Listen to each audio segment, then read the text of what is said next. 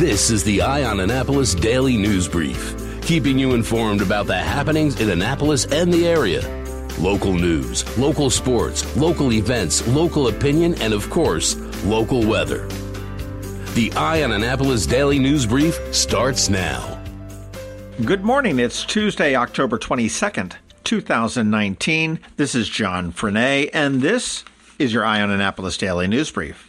The Arundel County schools have a mess on their hands. The schools and the county police are investigating a sexual assault that happened at the Arundel High School Homecoming dance way back on September 28th. The incident has been classified as a fourth-degree sexual offense, and it was immediately reported by the 16-year-old victim. According to officials, no one was able to establish any suspects based on the description, which included skin tone, hair color, shirt color, and the fact that they wore glasses. Now, the parents had asked the school administration to send a letter to the school community asking for help identifying a suspect. However, school principal Gina Davenport declined to do so and said she would meet with the students to discuss how to, quote, improve the event and hope that somebody would come forward.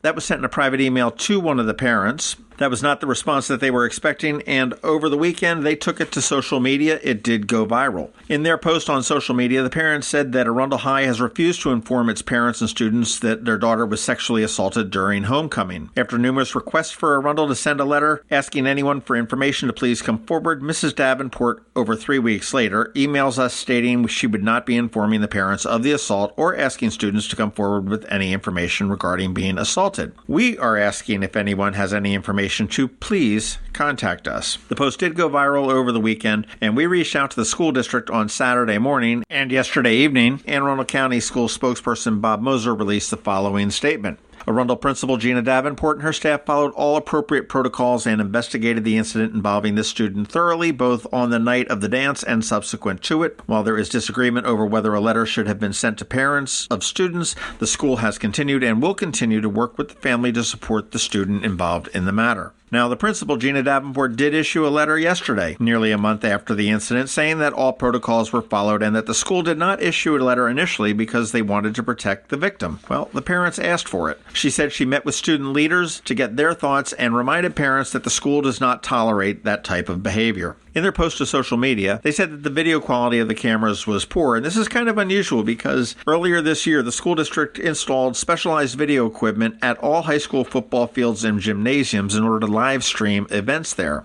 It's unclear whether that video system was indeed being used during the homecoming dance. Also, Arundel's high school signature program is the Community Development and Global Citizenship, and this school was actually the test site for the Global Community Citizenship course, which is now a graduation requirement for all students entering the school as freshmen next year. It will be interesting to see if the school or the police come up with anything on this.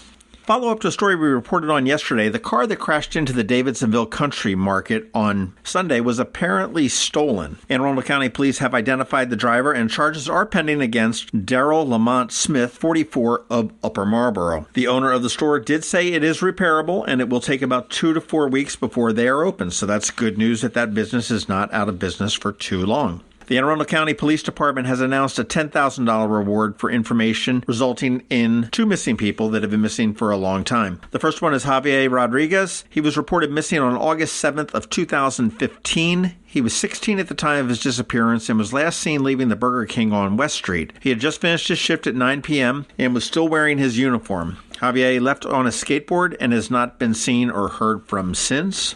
Similarly, David Rivera was reported missing on August 30th of 2017. He was 16 at the time of his disappearance. He was last seen at his home in the 200 block of Janwall Street in Annapolis at 10 a.m. on August 29th, 2017. He was last seen wearing a hooded sweatshirt, blue jeans, and New Balance sneakers, and David has not been seen or heard from since. If anybody has any information, please contact the Homicide/Missing Persons Unit at 410-222-4731 or the anonymous tip line at 410-222-4700. You can go to eyeonannapolis.net or to the All Annapolis Facebook page. Look for the post on these. They do have photos of the 2 teens, and please share them if you can. Following up on the Capitol Gazette shooting, a forensic psychiatrist for the Maryland Health Department has said that the man who shot the 5 Capitol staffers is legally sane. It's a 124-page report that was completed more than a month ago. The prosecution had filed a motion asking Judge Laura Ripken to let their own mental health expert examine Ramos. While discussing that request yesterday, Judge Ripken revealed that the health department evaluation found that Ramos was legally sane and that the report came back favorable to the state's position.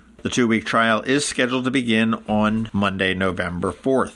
This Saturday, October 26th, from 10 to 2 p.m. at any of the Annapolis or Arundel County Police departments, it is the National Drug Takeback Day. This is the 7th year they've all been participating in this, and this is your chance to dispose of any expired, unused, or unwanted prescription drugs so they don't pose a hazard or danger to others. All you need to do is pop by any police station and drop them off into the box in the lobby. They cannot accept liquids, needles, or sharps, aerosols, or inhalers. It does accept pills, patches, lotions, and creams. However, no illegal drugs will be accepted, so if you have any illegal drugs, this is not the place to dispose of them. Arundel County Executive Jarrod Pittman is making his schedule public. You can go to aacounty.org and see all the public events that he is attending, as well as any events that may be of public interest. So far, nothing like that from Annapolis Mayor Gavin Buckley. And this is kind of cool. We got a report yesterday that the Eye on Annapolis Daily News Brief is the 78th most popular daily news podcast in the Apple Podcast ecosystem. So thank you very much to the United States that gave us the number 78th ranking. And strangely enough, over across the ocean in India, if you look at all podcasts consumed in India on the Apple Podcast ecosystem, we are the 52nd most popular podcast, not just daily news podcast, but podcast in India. So, hey, thank you, India. Who knew? Speaking of thank you, I want to thank the Rams Head on Stage because they're always giving us great tickets to shows coming up at their venue, and it is Ticket Tuesday, so I have a pair of tickets to see John McLaughlin and the Me and My Piano Tour. So if you like piano, if you like Americana, this is a show for you. It is on Friday, November 1st. Doors open at 7 p.m. The show is at 8 o'clock, and what I want you to do is go to Twitter and just type in, I want Eye on Annapolis, and you can tag me in that to send me to @John McLaughlin, @Ramshead on Stage. Use the hashtag DNB, and we'll pick a winner by 6 p.m. Wednesday. And again, you need 3 things. You need to tag me @Eye on Annapolis, tag John McLaughlin @John McLaughlin, and that's JONMCLAUGHLIN. And then you also need to tag Ramshead on Stage, along with the hashtag DNB. Good luck, and I hope it's you that wins. All right, that does it for the top news today. Please make sure you're checking into eyeonannapolis.net throughout the day because we are going to update it throughout the day. If you're someplace you can leave us a recommendation or a review, please do that. And also let your friends and family and colleagues know about us as well. Other than that, you need to hang tight. We have George Young with your local DMV weather forecast. He's coming up in just 1 minute. But first, a message from Zacharys Jewelers. When a ring from the United States Naval Academy comes into Zacharys for a center stone, it always makes us wonder, where's this one going? Where's this one been? A nuclear sub in the North Atlantic? A carrier deck in the South Pacific? The moon? 52 astronauts are Academy graduates, from Iwo Jima to Okinawa, Corregidor to the Coral Sea, Midway to the Persian Gulf, Congress to the White House. These rings go where America goes. 73 that went to war were awarded the Medal of Honor. But wherever they go, wherever they may serve, our admiration goes with them. Zacharys. Online at zacharysjewelers.com. More than a jewelry store, a jeweler.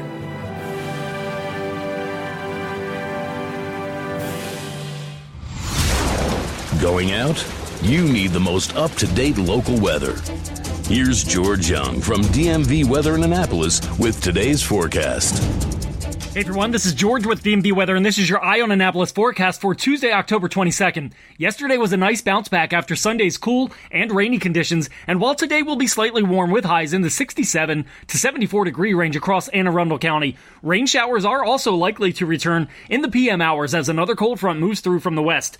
But then conditions will again bounce back to sunny and dry for the Annapolis region both Wednesday and Thursday, with highs in the mid-60s tomorrow, followed by upper 60s to lower 70s Thursday, before another threat of rain returns in the PM hours Friday, with a valid chance of clouds and showers that could impact the region's weather both Saturday and Sunday. So stay tuned for updates on that, as additional rain this weekend could impact World Series games at Nationals Park Saturday and Sunday following tonight's Game 1 and tomorrow's Game 2 events in Houston. Okay, that's it for today. This is George Young of DMV Weather. Make it a great day out there, and be sure to get our free app on all of your devices by searching for DCMD VA Weather in the Apple or Google App Stores, and also follow us on Facebook and Twitter and on our website at dmvweather.com, so you can always stay weather informed.